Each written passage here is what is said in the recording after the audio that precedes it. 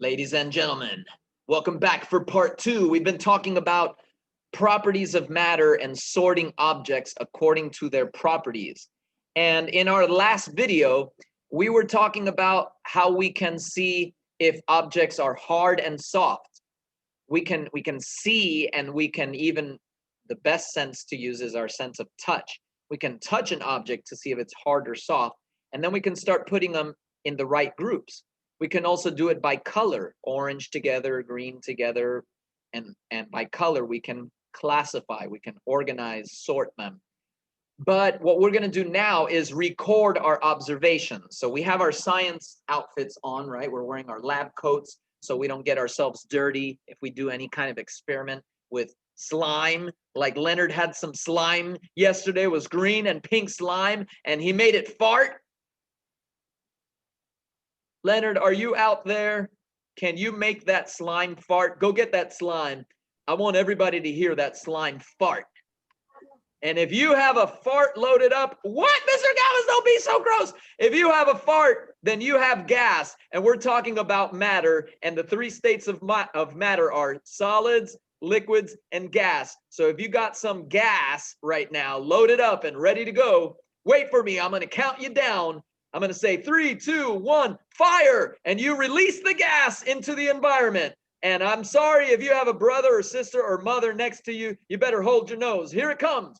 3, 2, 1, fire! Release the gas!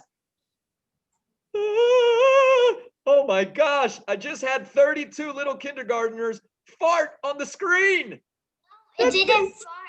No, it was just, I thought it was a fart, but it wasn't.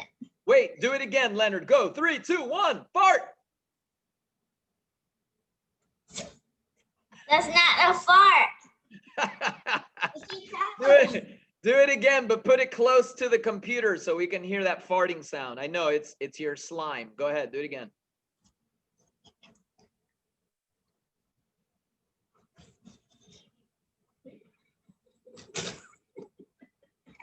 It doesn't. That was gross. I heard that. It didn't fart yet. I heard it. That was pretty gross. Here's an easy way to make a fart sound, guys. Watch me. So farts are made out of gas. Not everything is solid like this bottle. And not everything is liquid like the water inside this bottle. Let's see if I can drink it without getting it all over me. This is a dangerous experiment. You see, I told you, that's why we wear lab coats, so we don't get liquids all over ourselves. Well, I'm going to try to drop this liquid into my mouth. It's my water. Please, Mr. Galvez, don't get water all over yourself. Oh my gosh, here it goes. Ah, ah.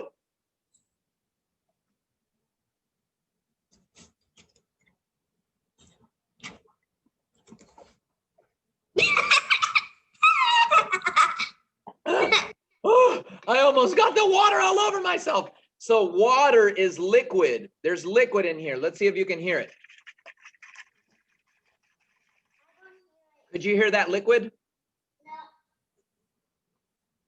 No. Liquid, solid, but the other state of matter that we talk about a lot is gas. So inside, every time you eat food, you break up the matter, you break up the solid and liquid matter that you're putting inside your body. And then the gas starts building up inside of you. There's all these gases. It's, oh my gosh. Oh. I feel like I got a lot of gas. I feel like a lot of gas. I have a lot of gas. Mr. Galvez, I have a lot of. And then something comes out. A fart comes out because that's the gas trying to escape. So here's the easiest way to make a farting sound that I know, the best way. Okay, so watch this. You're going to put your hands like this. Everybody get your hands like this. And you're going to put this part of your hand and this part of your hand over your mouth like this. Okay, everybody do that. Go like that. And now the gas that's inside of you, the air is gas. You have air inside of you. You're going to blow it out of your mouth onto your hands. Go.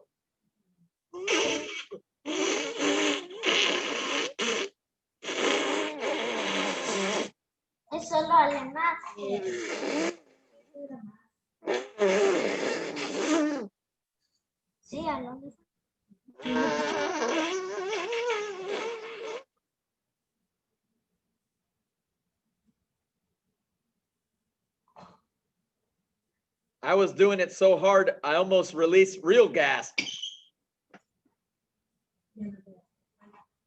Well, if I see Lucas laughing, Lucas, I hope you didn't release no real gas. Mamma mia. I saw your brother run out of the room. That means you probably released some real gas into the atmosphere there. Okay, all right, enough silliness. Let's get to our drawing. Here we go. I hope you have your journals ready. Ready. We put our name and date at the tippy top. I'm going to show you on my digital screen. So here we go. Digital screen. Give me my whiteboard. Yes. Here we go. And everybody is ready with their pencils. And we got our crayons ready. So let's go ahead and draw some of the objects that we were talking about in our last video. We're going to sort them. Let's sort them by colors, right? We had some red counters, so I'll draw my red circles for my counters. We'll color them red in a moment. And I think I had like a red crayon, so we'll draw our red crayon that was there. And I think that was it. I just had a couple of red things. Oh, and I had a pink marker. So there's my pink marker. There's my pink marker. Okay, I have to color it, so let's go ahead and color. We can sort by color, right? So the first thing I looked was, I was like, all right, let me see everything that's red, and I'm gonna put it in a little group. And then I had something that was sort of pink, and I said, that's okay. If you're pink, you can be in this group too, so come on, pinky. It was like sort of like a pinkish red, whatever. So I said, everything that's red and pink, come to this side. All right, so we're sorting by colors. Then I had some things that were blue. I had some things that were blue. I had a lot of blue crayons. Some were dark blue, some were light blue. I had a lot of different colored crayons. So I put the blue objects. Let's draw my blue crayons. There was one. Here was another. Oh my gosh, so sloppy. I want to draw quickly, but I don't want to be super messy. I had a couple of blue crayons, you know, I don't remember how many I had, 4 or 5 or something like that.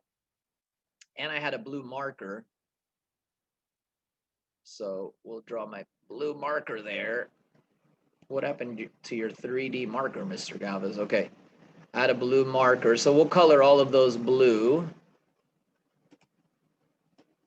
Ooh, Mr. Galvez, why do you have to be so messy? There, I had different shades of blue. Yikes. I had some dark blue, some light blue, some all different shades of blue. But as long as it was blue, it was okay by me. And I put it into the group, right? Oh, you know what? I even had something that wasn't blue. I had something that was purple. And I was like, you know what? Go ahead. You can be in my group too. Because purple is very close to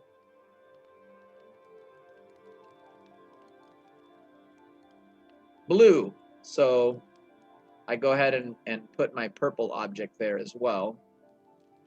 Here's purple. Right? And then I had some orange things. So I got objects that were orange and I put them together, which again, it was like another marker. It was, I don't want that. I want the fattest line when I draw, please. So my orange marker was there. So the marker is a 3D shape called a cylinder, which has circle on top and the bottom. And I had some crayons as well. Let's just draw another crayon there. So I had some orange stuff. Let's color it. So I was just organizing by color. I was sorting things by their color. So what I want to write here, let's write together. Let's write these words. Let's write sorting. Sorting means to make groups. We were making groups. Sorting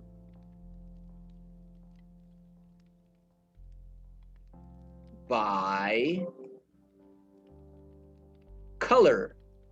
We were sorting by color, and then we sorted by shape, and we sorted by how hard or how soft things were. But in this case, for this drawing that we're doing, this observational drawing, we're recording what we saw when we were talking about sorting by color. So I'm going to finish by doing a yellow group. I did have some counters that were flipped to the yellow side. And I did have some yellow crayons. Remember, when you make sound effects and you sing a song when you color and you draw, ooh, that was pretty ugly, Mr. Galvez. When you sing and you make sound effects, drawing becomes 100 times more fun. Drawing is already fun, but just try singing a song and you'll see it's even funner. I don't believe you, Mr. Galvez. Oh, yeah, it's true. Watch me. I'm going to sing right now. Sing right now, sing right now. Everybody sing right now. When you color, you sing a song. You can never, ever go wrong. Sometimes I add different layers. If I add more layers, the color gets darker when I'm coloring with these computer markers. So my yellows, you see I sorted by color. Orange, yellow, blues and purples, and pinks and reds. Sorting by color. I hope you wrote that title right there, sorting by color. That's what we're doing. We're scientists. You see, and scientists, what we do is we observe with our senses. We use our eyes, our ears, our nose, our tongues to taste. We use our fingers to touch. We use our 5 senses. We see what's going on in the world around us, and then we write it down or we draw it in our journals. We write down, we draw pictures, we color, we write words, and that helps people to see what we've discovered. It helps our friends and our family go like, wow, I didn't know you could do that with objects. I didn't know you could classify and sort them by their color or by their shape or by how hard and soft they are. You are amazing. Thank you for teaching me that. And then you'd be like, oh, it was nothing really. Don't worry about it. It's just my job. I'm a scientist. It's what I do. I observe the world around me and I record my observations. You can give me the Nobel Prize for science if you want to. You're so silly. No, you're silly. No, I'm not. Yes, you are. No, I'm not. Yes, you are. Thank you for joining me, boys and girls. Thank you for joining and watching this latest video installment. This was part 2 of Properties of Matter. Oh my gosh, I just knocked into my whole computer and shook it like an earthquake. Thank you for joining me on my Teach for Love channel. Click like, share, subscribe, the little bell notification so you can watch my latest video. And I thank you for joining me. We'll see you next time on Teach for Love. Bye-bye. Bye, everybody. Bye-bye.